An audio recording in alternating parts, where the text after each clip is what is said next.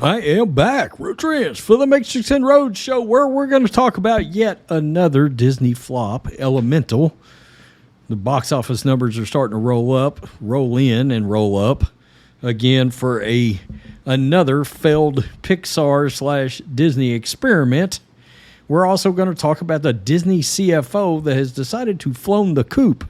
And I know you may be wondering, what gives? This is not the normal studio, Rhodes. No, that's right. I'm on the road because we got destroyed by massive thunderstorms and nobody has any power anywhere.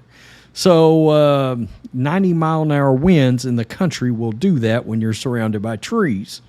It's a war zone here where we live right now. It's unbelievable.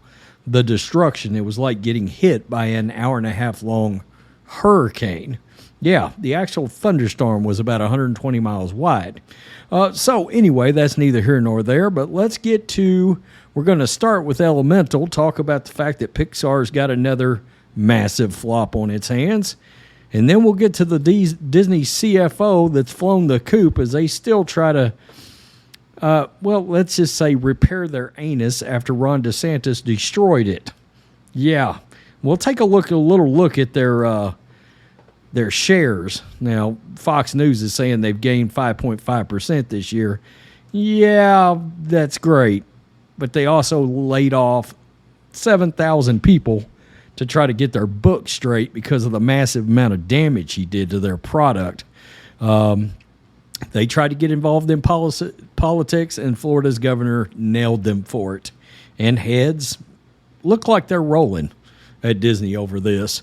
After decades of dominating the animation world, Disney and its subsidiary studio, Pixar, have been telling a different story over the past year with box office bust, Lightyear, woke, Strange World, woke.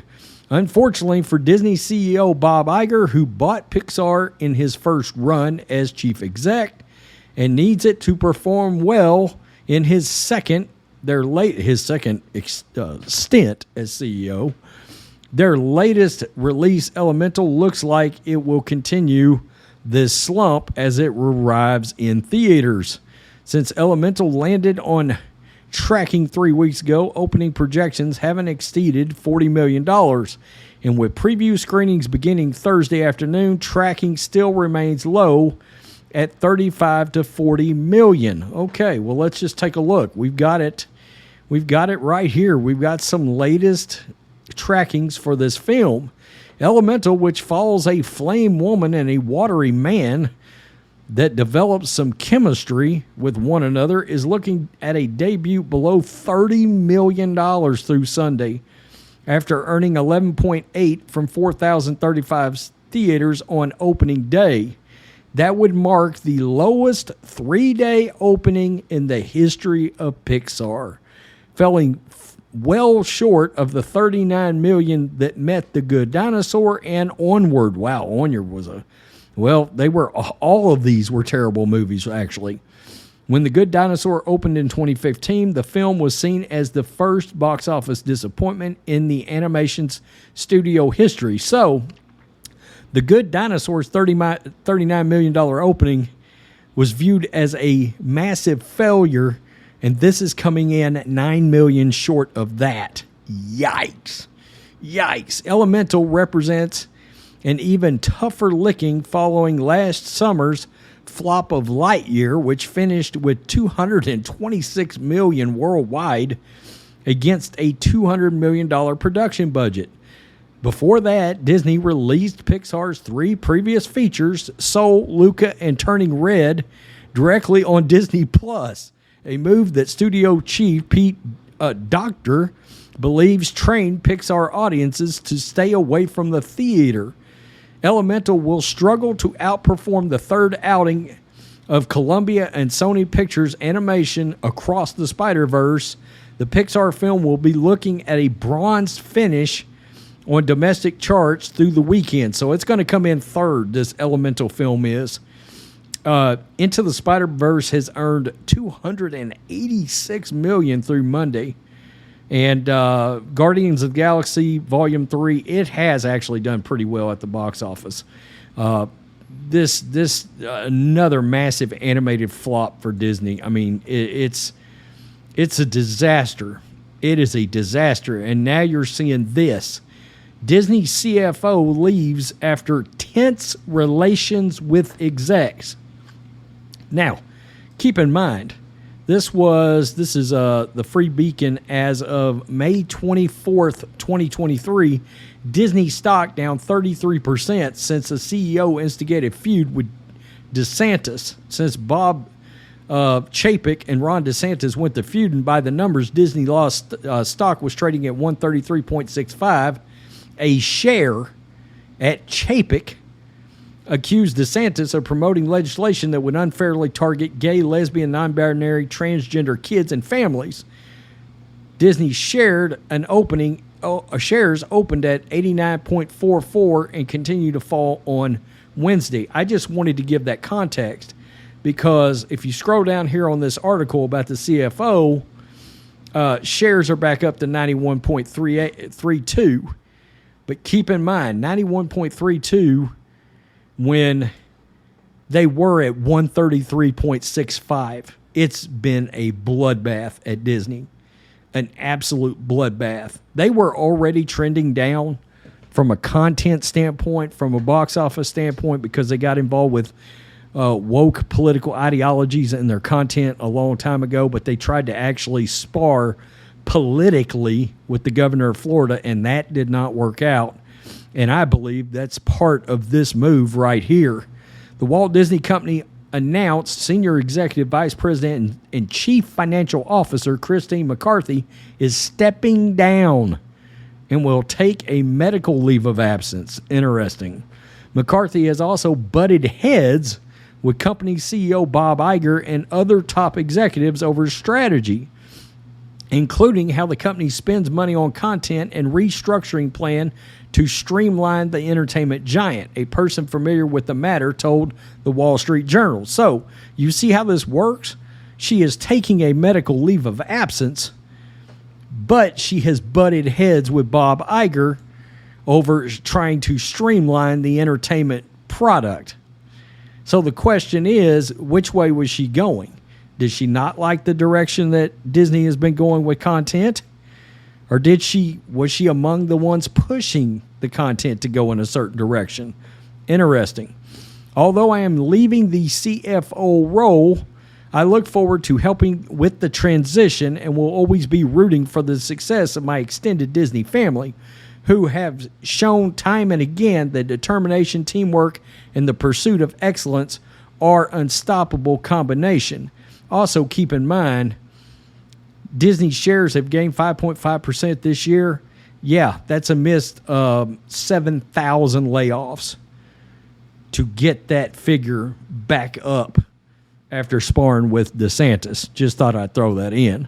Meanwhile, Iger said McCarthy is one of the most admired financial executives in America, and her impact on Walt Disney's company during 23 years of dedicated service cannot be overstated.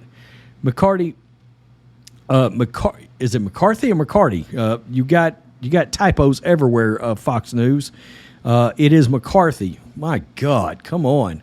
McCarthy was reportedly one of the executives who persuaded Iger to return as CEO. Okay, so she's probably in part hand in hand with the entertainment direction that Iger and Chapek wanted to go. After a tumultuous tenure under Bob Chapek amid social and political firestorms, including the media giant's battle with Florida Governor Ron DeSantis. As effective July 1, Disney Executive Vice President, Chief Financial Officer of Disney Parks, Experiences and Products, Kevin Lansbury, will take over the job and serve as the company's interim CFO. And they talk about it gaining 5% in value over the year. But again, they've done massive amounts of layoffs to try to bump up those financial gains, and including, I think it was 7,000 layoffs, a lot of ESPN talent. Of course, Disney owns ESPN. ESPN talent is dropping like flies as part of these layoffs over there. So, wow, it's your content, Pixar's animation continues to fail because they run out a bunch of products that nobody wants to see. It's got a bunch of identity politics in it, a bunch of wokeness. Nobody wants to watch it. I mean, Pixar is a dumpster fire right now. A dumpster fire. Think about that. Lightyear, Onward, Good Dinosaur, Elemental, box office bombs. I mean, it's crazy. It's like people have decided in entertainment and in Hollywood, we no longer want to make money. We would rather stay with this political ideology than to actually make money. And it's shocking. You know, there was a shareholder that was suing Disney, trying to get a seat on the board. He was a Trump supporter. He stopped that lawsuit mainly because Bob Iger agreed to lay off 7,000 people to try to get the financials back on track.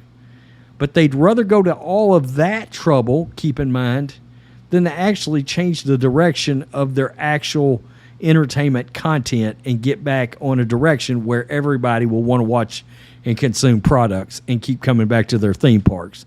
No, we don't want to straighten that out. We want to keep our wokeness because we're scared of our DEI scores right now, ESG scores.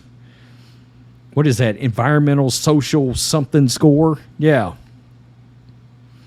George Soros score. Yeah. So anyway, you get my point. They've got another box office bomb. Now they got a CFO that is taking a leave of absence under the umbrella of a medical leave of absence. But it tells you right there she's been feuding with executives behind the scenes. You know, again, 2 Bud Light executives, 2 Anheuser-Busch executives took convenient leave of absences after Dylan Mulvaney. So you see how that works out. Another flop. Pick a fight with Ron DeSantis. Get involved with politics. Get absolutely drugged to death by Ron DeSantis. Continue to lose money. And I'm going to tell you this. The Ron DeSantis thing, it woke up a lot of people on Disney. A lot of people were sort of still in the clouds because Disney had done a lot of subtle things. And then they'd done some obvious things. But there were a lot of people that were still in the clouds on identity politics and political issues being put into movies. I think a lot of people were still just letting their kids, here you go, it's Disney, you can watch it. But Ron DeSantis woke a lot of people up. For lack of a better way of putting it, Bob Iger, woke. You see how that works? It goes the other way too. Peace, I'm out. Till next time.